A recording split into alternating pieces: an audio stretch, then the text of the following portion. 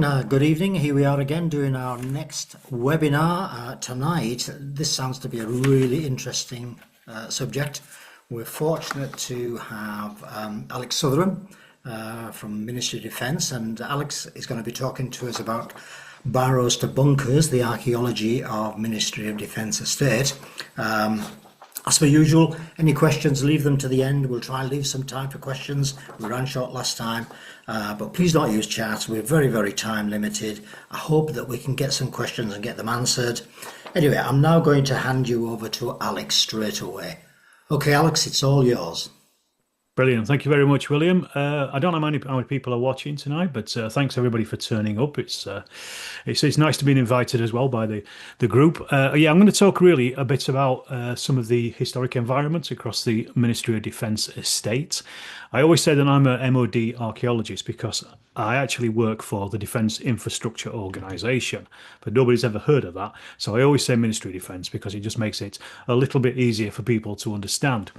But what is the DIO is probably what most people are asking here. You know what the Ministry of Defence is, but you don't know what DIO is. What we do is basically we help or we support the training across the MOD estate of the armed forces. So that, of course, is illustrated here by the Navy, the Army and the Air Force.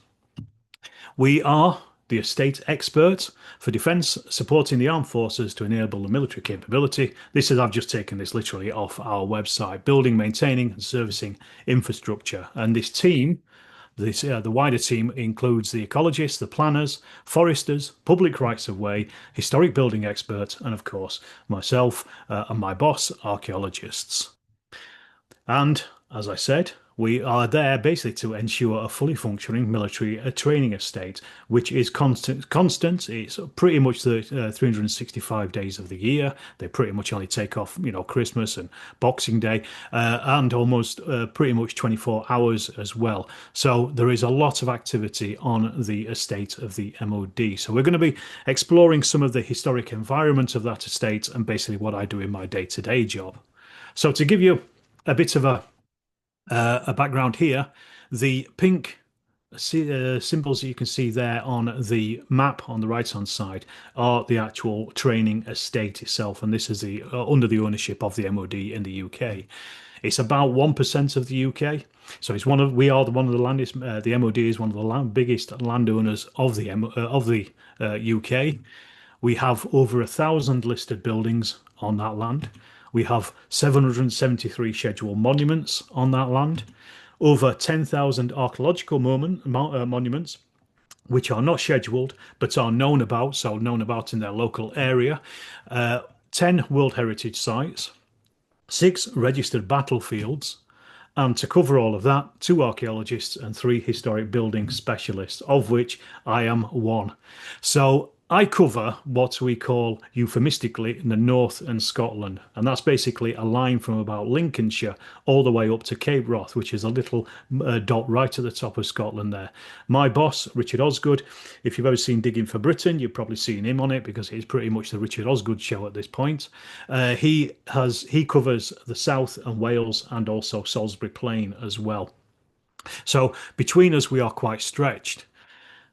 I'm just going to leave this up for a second. It's just really to give you a bit of background on what a scheduled monument and a listed building is. They are basically, they do what they say on the tin. They are selected by Historic England as a sample, then they're protected by law from damage by the landowner. Same with listed buildings, they're recognised for architectural merit and they're protected by statutory categories. And these are overseen, not just by Historic England, but English Heritage, Historic Environment Scotland and Cadw in Wales. So these are, obviously we have quite a few of these scheduled monuments and listed buildings on the MOD estate. So we have to look after these for future generations. And that is a main thrust of my job. And as it says here, what an archaeologist for DIO does is we protect the built estate. So on the right-hand side, that is Fort George up in Scotland, which was until recently a scheduled monument, but also a listed building. I think they took it off the scheduling, so it is just a listed building at the moment. And on the left-hand side, Portsmouth and the historic dockyards down there. Obviously, the almost the birthplace of the Navy, and pretty much most of Portsmouth is listed, or buildings are listed because of their, interest, or their because of their place in naval history, and just going back through history there. We also largely protect, so the archaeologists at least, largely protect the rural estates. And as you can see there on the right hand side, there's some barrows, a barrow cemetery. This is from Salisbury Plain. So this is right next to Stonehenge and the World Heritage Site down there, and the vast amount of prehistoric features that's around there, and most of those are scheduled. And on the left hand side there, you can see that is Otterburn. That's up in Northumberland, just on the edge of, well, literally overlies into Scotland, but is mostly in England as well, but up in Northumberland. And that is a largest training estate that we own, single training estate that we own. Salisbury Plain is the largest, but it is broken into different areas, whereas Otterburn is a single training estate. So we also protect the overseas estate as well. We don't just have the UK. So the British military train overseas. They train in Kenya. They train in Cyprus. This is Dreamers Bay in Cyprus, near RAF Akrotiri. They also train over at Belize as well for jungle training, and also in Germany as well at Senilager. So we, between us, occasionally have to go out to these places.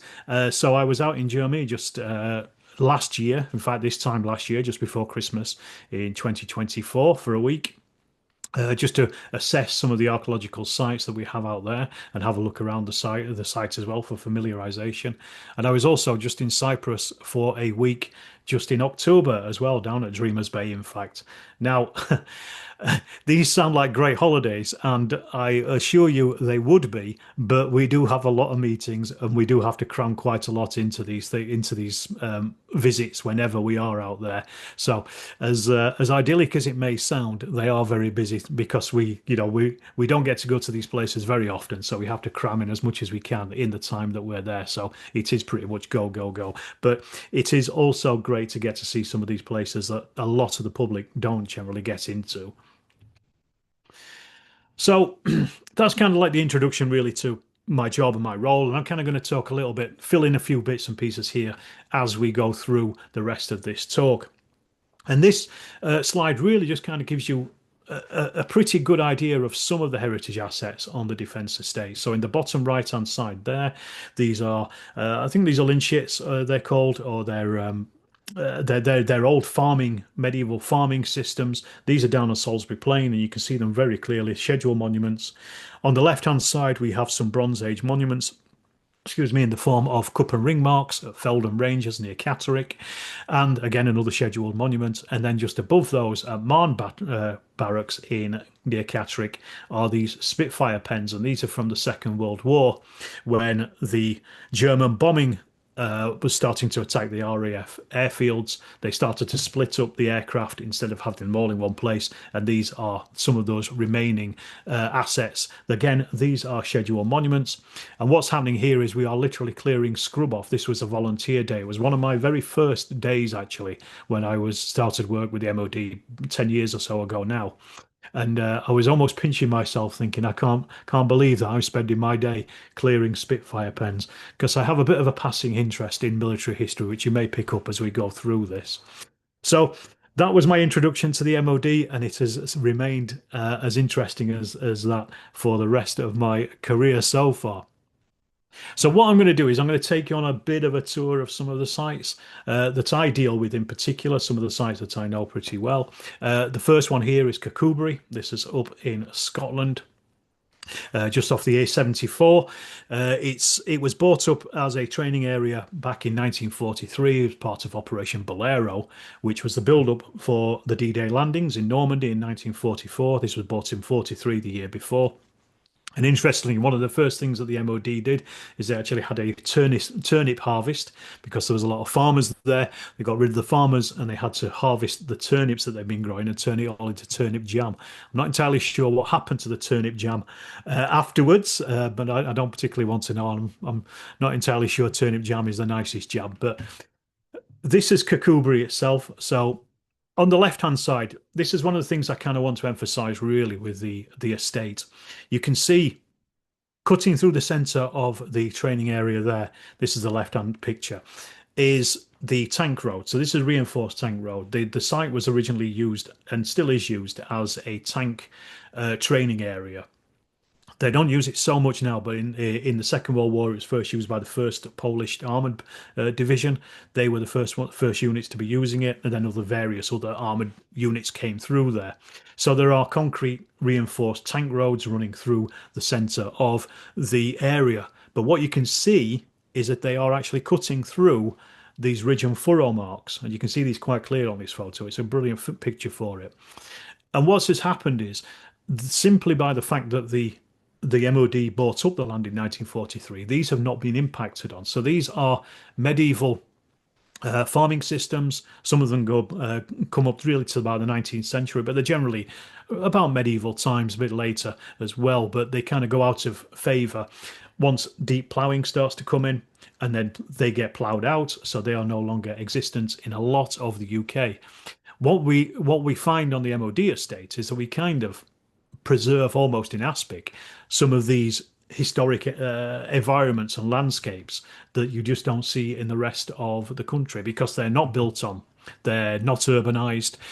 They don't have that deep ploughing, as I say, that destroys archaeology just in its its very existence. So we have these amazing sites. I'm going to show you some more of them, but yes, we have some of the best archaeology in the country on the MOD estate.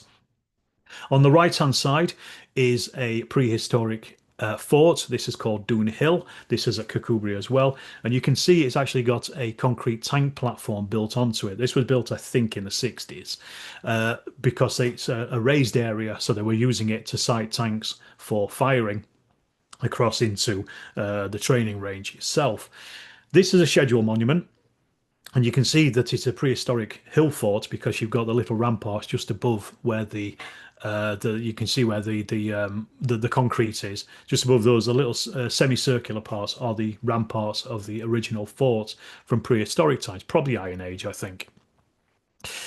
What this means is, though, because this was done before scheduling archaeological scheduled monuments became protected, which is in the 70s, is that this is now actually part of the scheduling as well. So the concrete tank platform is also protected along with the actual prehistoric hill fort as well, which is quite an interesting little thing because these are layers of history. They're built on top of they're just things that are happening on top of each other. So it is part of the history of the site itself. And it's called Doon Hill. And I always think that because when you walk up it, it's quite steep. And being in Scotland, it's a lot easier going Doon Hill. Now, I usually get a laugh for that, but I haven't got an audience tonight, so I'll just assume you're all laughing. We also have, as well, another scheduled monument is the Moated Manor here. This is Dunlow. This is Kakubri as well, and again you can see some of those the ridge and furrow marks around it. And also next to it, within the stone wall, is a small church. This is a scheduled monument as well, with a small cemetery around it, graveyard around it. This is still being used. It was sold back to the local council, so this is an area on MOD mapping that basically just doesn't light up in the pink of the MOD maps because we sold it back to the council quite a few years ago. But again, just gives you an idea of the preservation of some of these archaeological features on the MOD estate. And I mentioned I do have a passing interest in military history.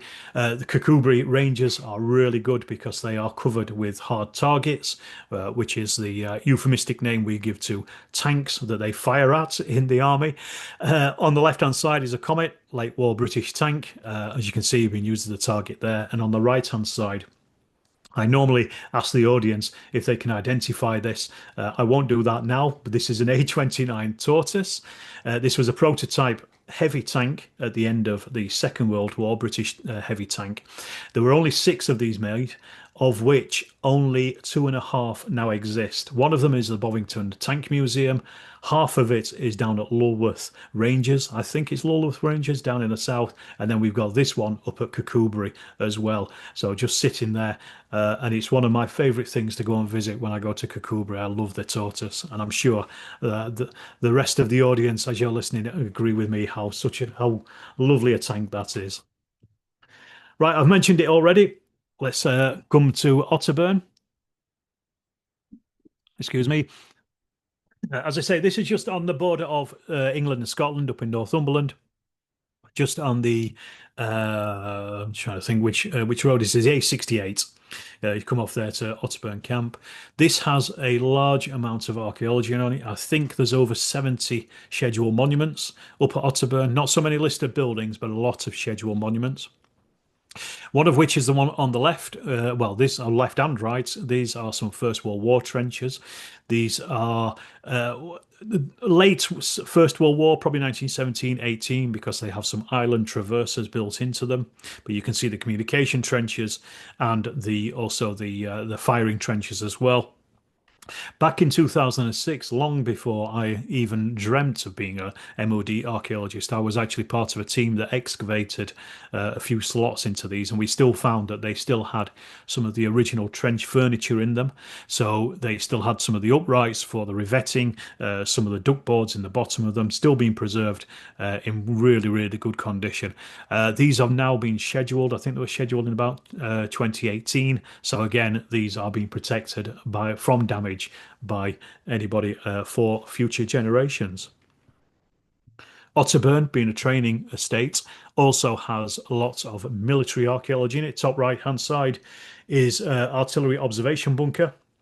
This is from, I think these ones are in between the wars, so 1920s, 1930s. There's a number of these dotted about because Otterburn is such a large area. It was used and is still used for artillery training. Nowadays they actually fire from outside of the range into the impact area. So there's an area where they park up their guns and fire over civilian areas into the range itself. It's all quite safe.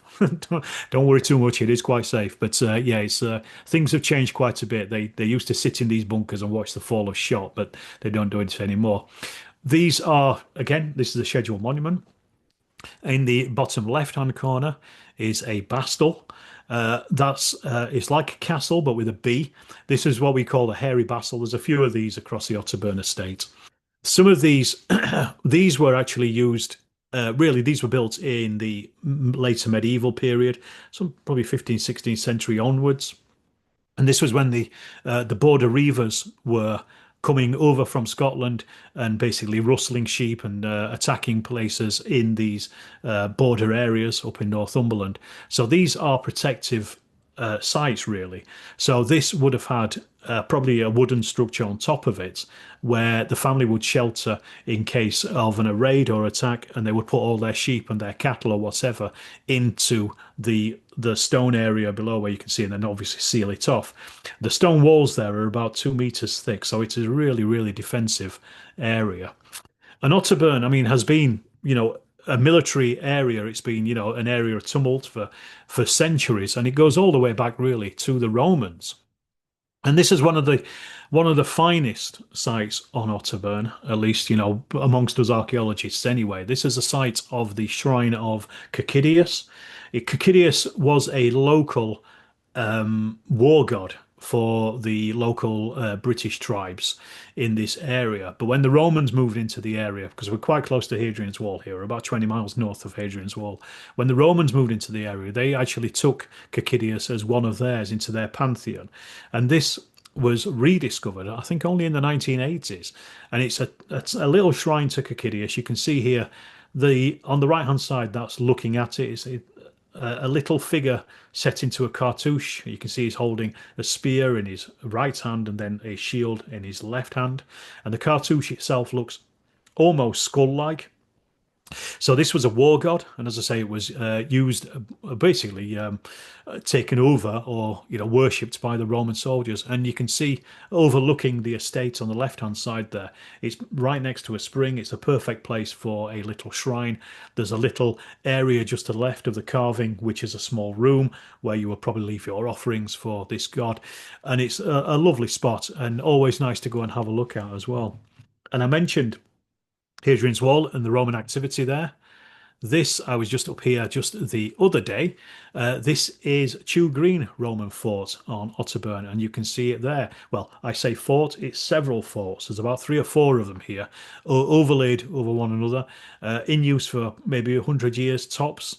There's also a medieval farmstead as well that's built into, dug into one of the forts, and we also have the Roman road of Deer Street as well, heading up across the line of the picture as well. Deer Street is one of the roads that goes through Otterburn and runs straight up into Scotland as well. So this is really emblematic of the Romans as they are pushing forward on the edge of the frontiers of the Roman Empire, really, and just kind of testing the waters to see what is further north. Probably thinking twice about it and then falling back to at least the Hadrian's Wall, if not the Antonine Wall. And on the right hand side, speaking of carving again, another military symbol here, really. This was an interesting one. This was only, again, rediscovered relatively recently when we had some condition surveys done of some of the archaeological sites. And this is as you can see, a head of some kind of soldier. Looks like they're wearing some kind of helmet with possibly a spike on top of it. Looks a little like they've got some kind of medal on their left hand shoulder there. It looks a bit like a beard as well. There was also a name as well carved. I forget the name of the name that was carved, but also a date, and the date was 1879. Now, we're not so sure about this. The name lines up with a shepherd who is registered as living in this area in that time. But he also had a son as well of the same name, so we're not entirely sure, which of these guys it probably was. Probably was a son, probably bored one day, decided to carve this. We're not entirely sure what it's supposed to represent, but in 1879 there was the Battle of Rorke's Drift, which I'm sure a lot of people will know from Zulu, and also the attack into Zululand anyway, the Zulu War. But there were a lot of Victoria Crosses given out during the Battle of Rorke's Drift as part of the defence there. I think there was something like 15 or so. I could be wrong on that. But to my mind, at least, that little symbol on his shoulder there is possibly a Victoria Cross, given the dates and also the fact that, this guy's a military, looks military. To my mind, this is probably a bored shepherd's lad has read about or heard about the battle at Rorke's Drift and has decided just to carve his own little memorial to it here up on Otterburn. So, yeah, this will remain a mystery, but it's tantalising to think what these things are. Uh, this is not a protected site, but it is. We do know about it now, so we will look after it at least, if nothing else. Right, we'll come a little bit further south now. This is Walkup. If anybody has been on holiday up to the lakes, you've probably gone up the A66 if you're coming from the south anyway, and you've probably gone past Walkup on the way up there. You'll have seen it because you will see the tanks as road symbols, and also the RVP, which is the rendezvous points as well along the line. Walkup itself is another training area, mostly infantry, mostly dry training. But we also have quite a lot of archaeological scheduled monuments up there. I think there's 15 in total at Walkup. This is one of them. This is the Scordale Mines. You can see that you have the different plateaus there where the mining went off. This occurred really from the 18th century onwards, but is I think it was aluminium mining, but it's obviously long gone. But it is a protected scheduled monument. Now, unfortunately, it is at risk of erosion. something I'm going to come back to later on with other sites. But this in particular, about 15 years or so ago, it was really badly affected by flooding up in the area. So because we were unable to really kind of protect it from the damage of nature, we just put in place a survey. This was carried out by the Royal Commission back in the day. So we had a preservation of it, at least in record, if not the thing itself. And we also have put in quite a lot of information panels as well on the way down to Scordale. As you can see there, the mines are a little further on that picture. And we have put in quite a lot of information about it, information panels. So this was done in consultation with Historic England at the time. And this was their solution to looking after this site and ensuring that the information that it held would be passed on into future generations, at least, even if there was there was an increase of damage from flooding and the like. And this is again out still with Walcott. This is the Scordale Valley, and I'm kind of standing just looking back from the previous photographs. So let me just go back there. I'm stood further down that valley, just looking back across out towards, I'm not sure, I think there might be Teedale or somewhere. But the reason I put this photograph up is really it gives you an idea of some of the density of the archaeology on the MOD estate. The little white dots in the centre there is the van, so that gives you an idea of the scale of the size of this area. I am actually standing, well, so we've got to the right-hand side, just the very edge of Scordale Mines. It kind of runs out almost where that bridge is, really, just in the centre of the picture. I am actually standing on a prehistoric hut circle. To the left-hand side down the little valley, the little gully there is another prehistoric hut circles, a number of them. And up on the right-hand side, on the other side of the valley, is a Anglo-Norse longhouse. So we've got these various various archaeological features, literally just scattered, within walking distance of one another, all packed, and all of these are scheduled monuments. All of them are looked after, and one of my jobs is to ensure that these things are not damaged, not only by military training but also just by the public as well, and also just by scrub encroachment as well. So part of my job is to ensure that these things are free of scrub, and that's an ongoing interest of mine. Okay, given where this group is based, I'm going to assume that everybody knows where RAF Fylingdales is. At least this is a site I used to drive past as a child when we used to go on our holidays up to Whitby, and always enjoyed seeing the golf balls. And I'm sure again, I can't see the audience, but I'm fairly sure that most people will recognise these. Obviously, these don't exist anymore. They've been replaced by what's called the SPAR, which I think is something like the Solid Phased Array Radar. I can't remember the exact acronym. There's so many acronyms in the MOD that some of them are made up anyway. But what you may not have seen is those things actually being built. And on the right-hand side is a photograph from the archives at RAF Fylingdales of those golf balls being built. These golf balls are actually missile tracking radar stations, which is what the SPAR actually does, but obviously on a much smaller footprint than previously. It's a much smaller building, but it does exactly the same thing. They were actually built or conceived by the US Air Force, and there's three of them. The three sites were chosen because they wanted to cover as much as they could for Soviet missile tracking. So RAF Fylingdales obviously covers the North Sea and over that area. There is also one in Alaska, and there is also one in Hawaii as well. So there are three of these sites all working pretty much in tandem to do that missile tracking. Here's another great photograph from 1962 of them being built. And I think this is just by the Hole of Holcombe. Is it the A169 or the 168? I can't remember the name of the road.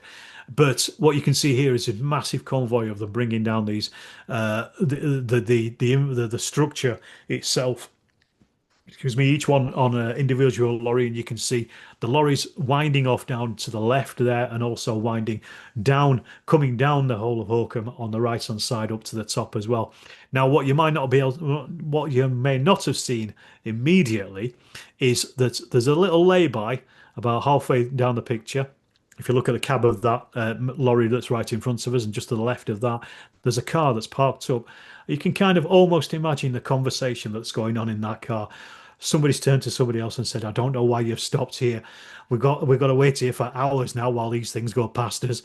But this is just a brilliant photograph, I think, of just showing you how much went into making these things. And here they are again on the left hand side there, just being built, and on the right hand side, the final hexagon actually going in. And what I love even more about that photograph is that there is literally only two people there that's wearing any kind of personal protective equipment. Two of them have got helmets on. Somebody's smoking a fag there that literally nobody has got any wires attached to them. One strong gust of wind and they would all be blown off. I mean, you just would not see that kind of thing happening on site these days. But 1962 was a very different time, I think, when it came to health and safety. But RAF Fylingdales as well. I mean, it's not just a modern Cold War place. It is also, it has its own history and its own archaeology as well. It has part of the old Salt Road, the road that goes from Robin Hood's Bay to Whitby running through it. It has this medieval cross as part of the site. This is within the MOD areas, and also we know that there are prehistoric features on the outsides of the wire, but they just haven't been identified on the inside of the wire because they're underneath the heather. Quite a few years ago, and relatively recently as well, there have been heather fires which have revealed more prehistoric areas up here. So I don't think RAF Fylingdales is free of that, and I'm fairly sure there's plenty more archaeology that we just haven't seen up there just yet. But I don't want to be the one that starts setting fire to all the heather up there, I'm afraid. Kind of sticking a little bit with the Cold War. This is Spade Adam. This is up in Cumbria.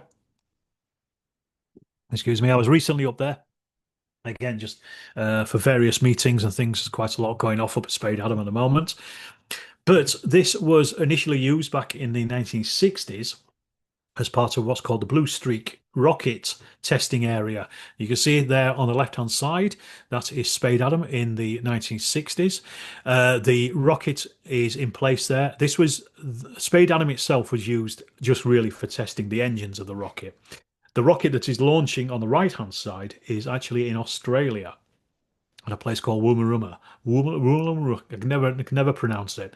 But it's out in the Australian outback, and they were actually launching the rockets from there. But it's exactly the same infrastructure that you find at Spade Adam. And Spade Adam is it's unique within the UK for these infrastructures for the Blue Streak itself. Now, Blue Streak was an interesting developments in Britain's intercontinental ballistic missile program back in the 60s. It was fueled by nitrous oxide, NOx.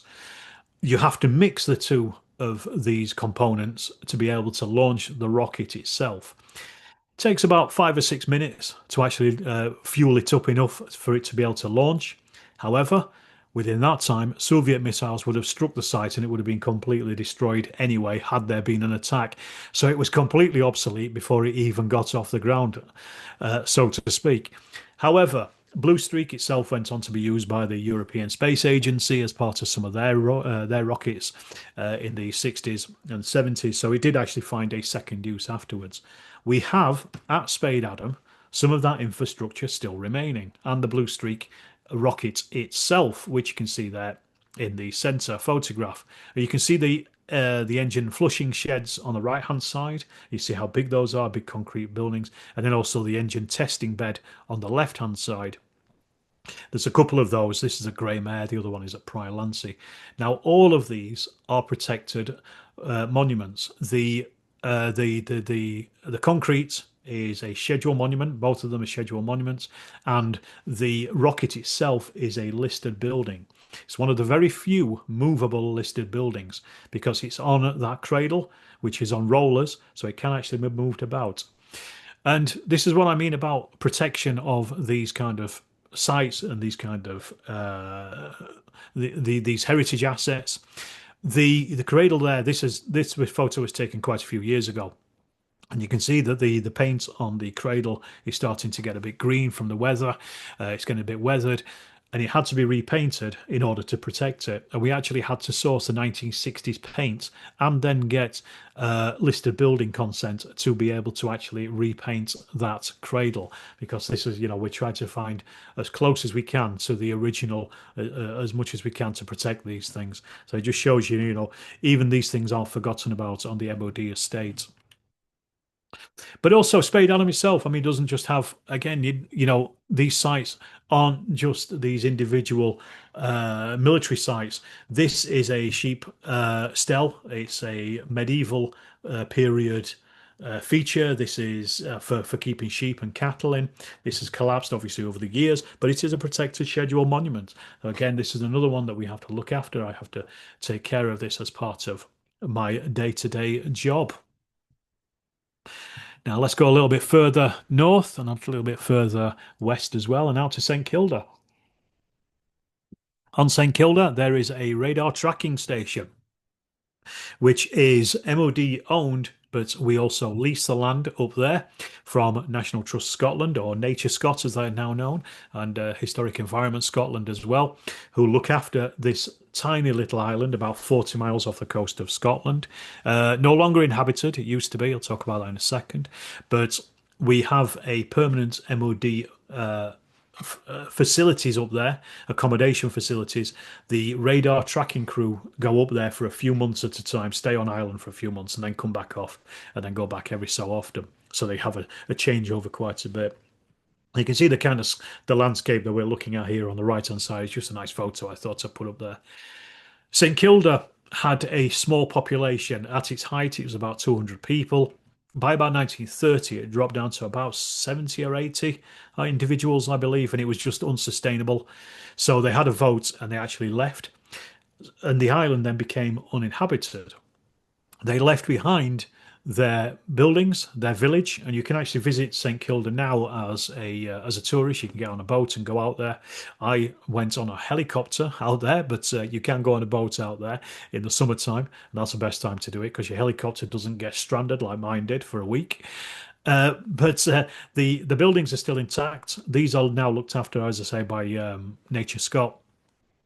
And they also have an archaeologist who comes out and spends 6 months or so out on island as well, looking after things. And they have lots and lots of scheduled monuments out there.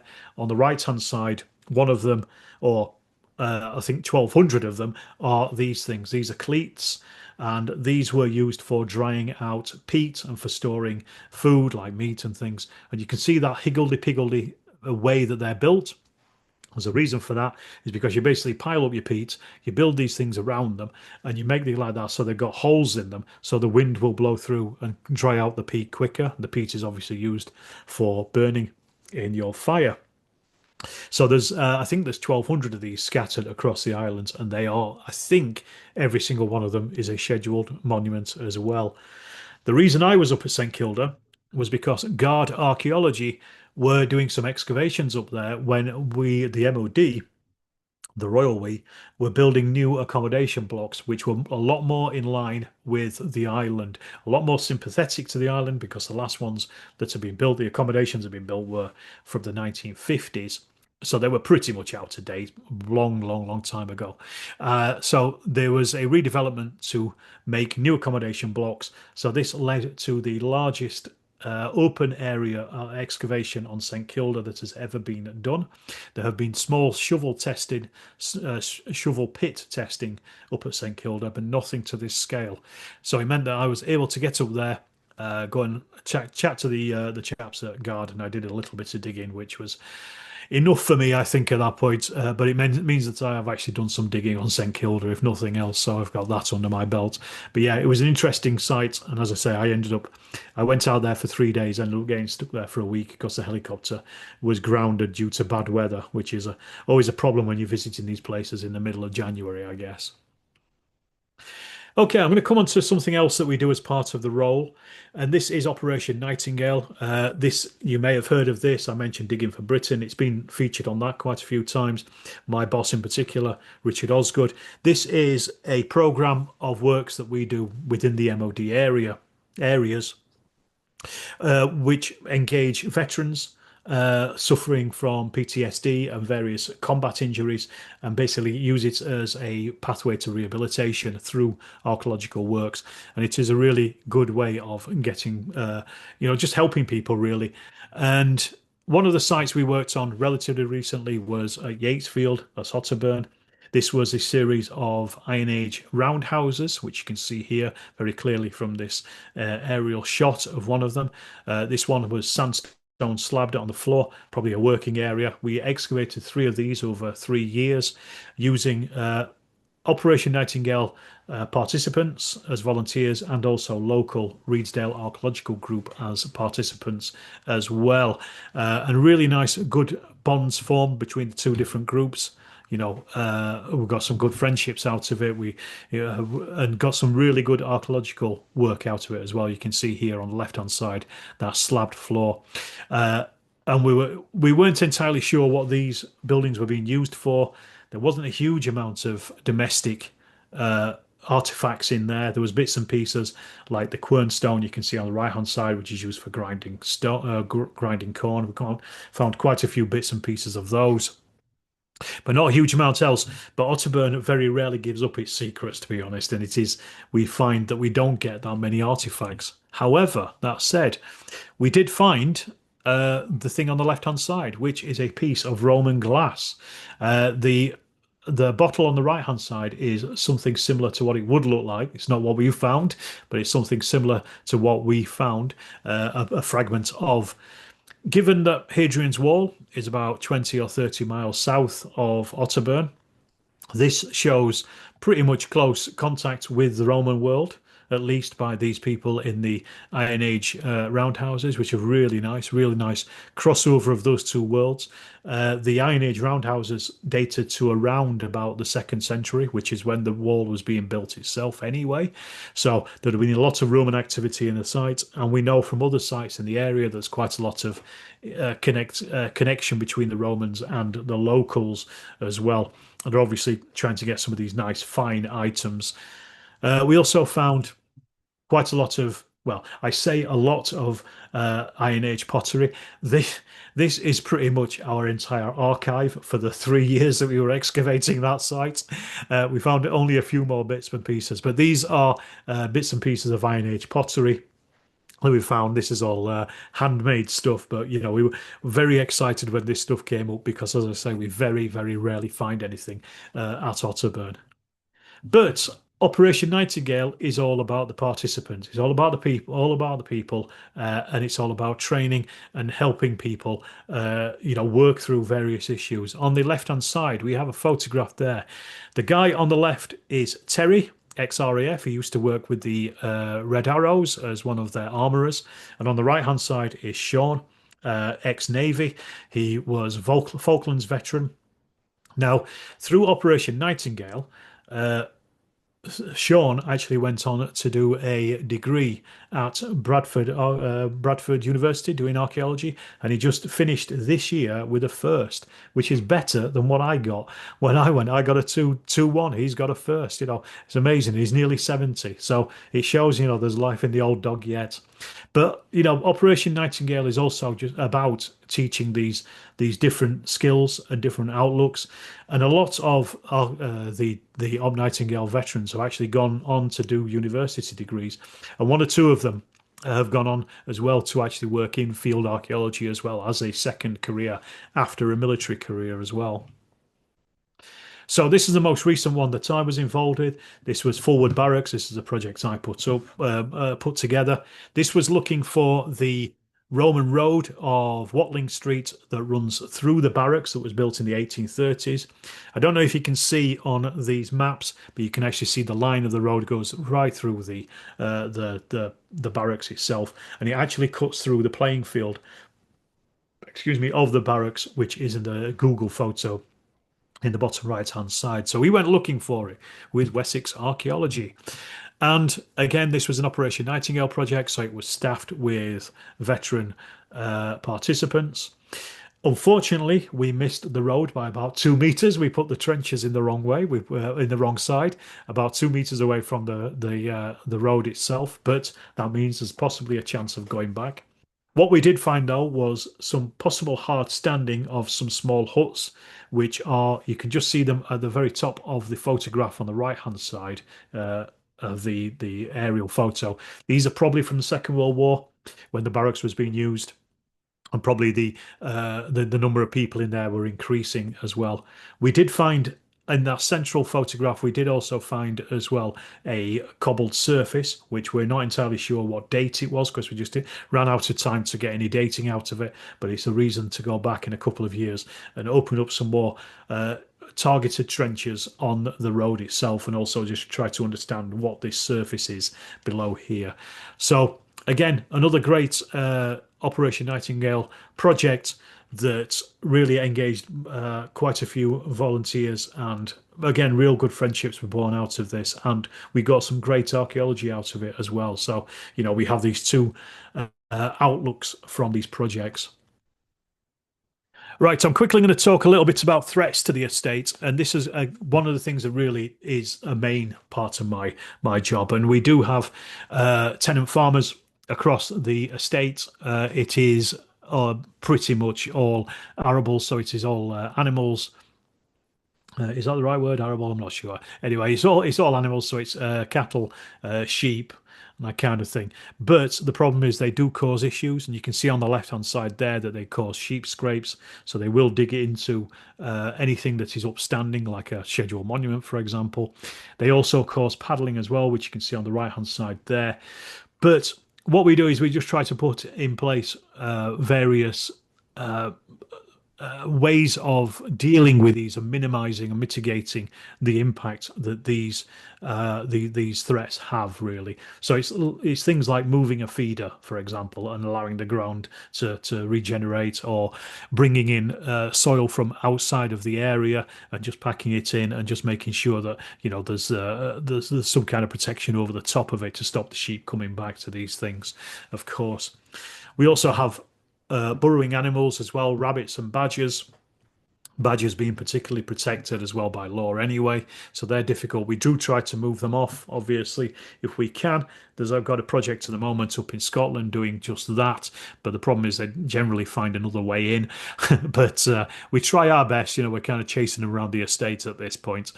And of course, we are also facing erosion as well. I mean, this is one of the new issues with climate change being a big threat across the entire board anyway. So, this is a photograph of Castle Law Fort up at Castle Law Training Area. This was dug, I think, in the 1930s, an Iron Age hill fort. I'm actually standing on another hill fort to take this photograph of Castle No, but both of these are currently under threat from erosion. Again, it comes back to those sheep scrapes. The sheep will burrow into the side of the monument, and then that opens it up to damage from water. And obviously Scotland is very wet, so it does get quite a lot of water up there. So again, this is something that at the moment I am monitoring just as an ongoing thing, just to see, making sure that these things, don't get out of hand, and try to put anything ideas into to mitigate any damage in the future with these. Of course, obviously one of the biggest threats is from military training itself. We are here to facilitate military training, so this is something that we have to take into account. However, all military units that do come onto the sites are briefed and are told about scheduled monuments and list of buildings, and there are various areas that they can't be digging in, they shouldn't be digging in, and we do have signs up around a lot of our scheduled monuments that say no digging, to put people off from doing it. Obviously, damage does occur, especially when they're throwing around large metal objects like these. These are some bits of ordnance. that I spotted as I was walking up to a Roman, British farmstead up on Warcop. So these are shells that have been fired. You can see on the right hand side that one has certainly gone off. The one on the left hand side, I'm not entirely sure if that was live or a dud or what or training round. But these things are just scattered about because this area, this area in particular, Warcop, has been in use since the 40s and has been used as a live training area for tanks since the 40s. So there is a lot of this stuff, legacy ammunition kicking about, and it is something that we have to be very wary of when we're doing any archaeological works on the estate as well. I mentioned other burrowing animals. We also have soldiers. They do a little bit of burrowing.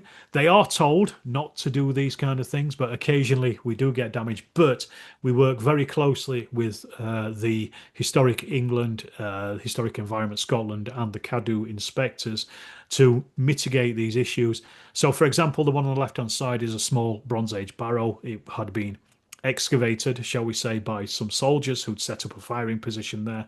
We knew that because there was a lot of brass there. Unfortunately, we couldn't identify the unit that had done it, but we spoke to Historic England and they basically just asked us if we would clean it up, record it, and then again cover it back over with soil taken from outside the area, which we did. On the right hand side, we have mortar bursts. These were on a Romano-British farmstead. These were again archaeologically recorded, and then the site was covered over again to try to minimize and mitigate that damage. We have to be practical because, as I say, we are, it is a training estate, but we also do try our best as much as possible to ensure that the historic assets are protected as much as possible. Now, in the past, things were quite different. As you can see here, training up on the Ring of Brodgar, using the universal carriers, and on the right hand side, this is what was described as a disused castle at Dreghorn, which is still an MOD, and these lads are setting fire to it using flamethrowers.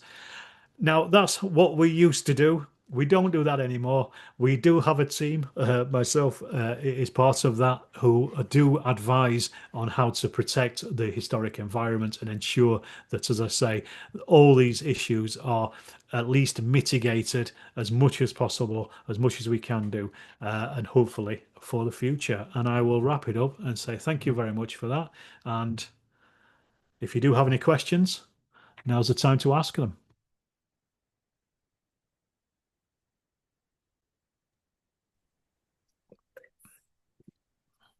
I shall just wait for my co-host to come back on.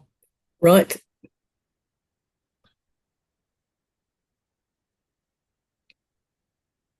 Hello, that was fascinating. Sarah Owen we've only got one question so far, so type away anybody that wants to ask questions. And she asks, can payments be made in order to keep grazing animals excluded from the monuments? Well, what we do is we work in tandem with the tenant farmers.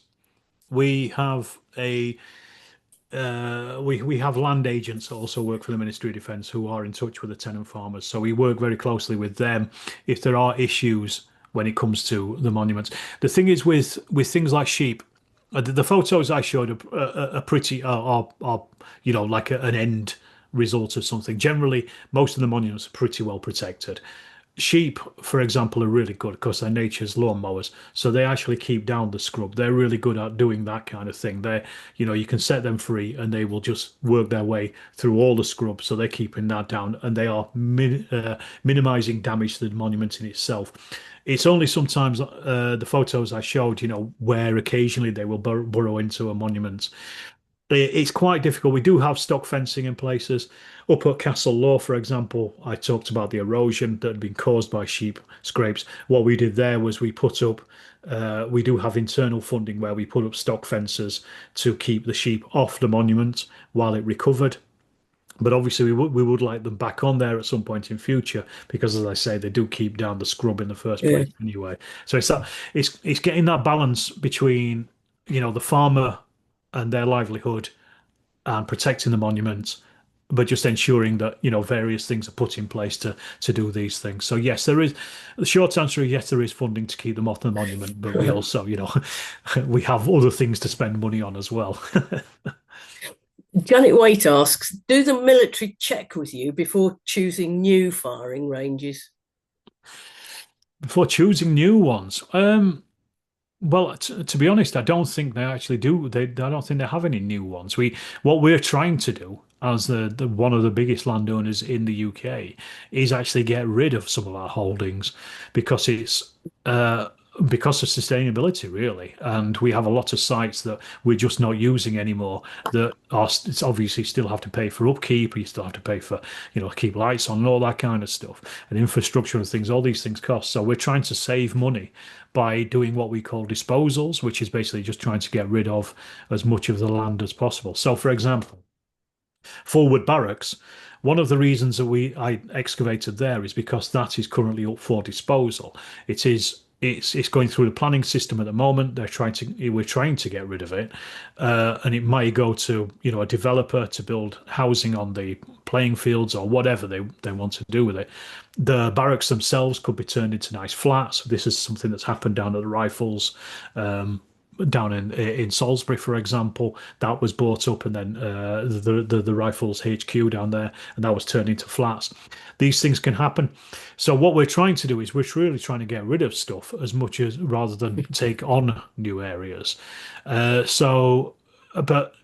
the locals in the areas around, say, like Otterburn or Warcop or Salisbury Plain, also, have this tacit understanding that these are live military areas, so there will occasionally be big, large bangs going on, and maybe in the night and things. But most people are generally used to it. So no, we're not trying to buy any new places up. We are actively trying to get rid of them. Somebody, I've just got initials LJ, I think. That was brilliant. Thank you, Alex. How can other people get involved with projects, or can they get involved? With the Nightingale stuff, I'm assuming that is be a veteran is the short answer. We do occasionally have some civilians, but I mean, it's a veteran rehabilitation program. The work we did up at Yatesfield, for example, there was a combination of veterans and locals. Just because we'd all worked together for such a long time that we kind of kept that nice mix going. Forward, it was all veterans, or even some people who are service personnel, present service personnel. We have a Facebook page, Operation Nightingale, which is continually updated, mostly by my boss. I generally update stuff when I'm doing the few projects that I do. He's very busy on there, so you can follow stuff on there. You can we do announce when we have projects coming up in the future. So if people are interested, what we try to do is we generally go through like a third party mental health charities, and they are the ones that kind of then they're the ones that will I'm